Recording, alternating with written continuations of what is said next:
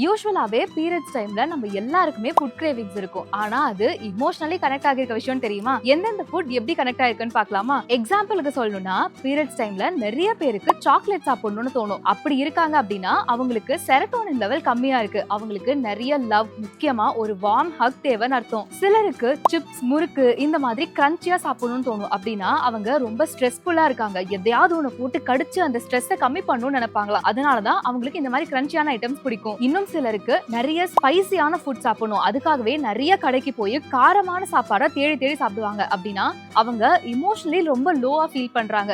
அதனால சம்ஹவ் அவங்களோட இமோஷனை பேலன்ஸ் பண்றதுக்காக தான் ஸ்பைசியான ஃபுட்டை சாப்பிடணும்னு நினைப்பாங்க. ஒரு சிலருக்கு அவங்களுடைய பீரியட்ஸ் டைம்ல ஐஸ்கிரீம் சாப்பிட்டுட்டே இருக்கணும் போல தோணும். அந்த மாதிரி ஆளா இருக்காங்க அப்படின்னா அவங்க ரொம்ப ஸ்ட்ரெஸ்டா இருக்காங்க. முக்கியமா ரொம்ப கோவம் வர பர்சனா இருப்பாங்க. அதனாலதான் ஐஸ்கிரீம் சாப்பிட்டு அவங்களை சில் பண்ணிக்கணும்னு நினைக்கிறாங்க. இன்னும் நிறைய பேர் காஃபிக்கு கிரேவ் பண்ணுவாங்க. அந்த மாதிரி இருக்காங்க அப்படின்னா அவங்க physically tired and emotionally exhausted இருக்காங்கன்னு அர்த்தம். சோ அந்த மாதிரி இருக்கவங்க தான் கஃபைன் நிறைய வேணும் அப்படிங்கிறதுக்காக காஃபி கிரேவ் பண்ணுவாங்க. இதுல நீங்க எந்த கேட்டகரி அண்ட் நீங்க பீரியட்ஸ் டைம்ல முக்கியமா எந்த ஃபுட்க்கு கிரேவ் பண்ணுவீங்க? உங்களுடைய இமோஷன்ஸ் எப்படி இருக்குன்றதை நீங்க ஃபீல் பண்ணிருக்கீங்களான்னு மறக்காம கமெண்ட்ஸ்ல சொல்லுங்க.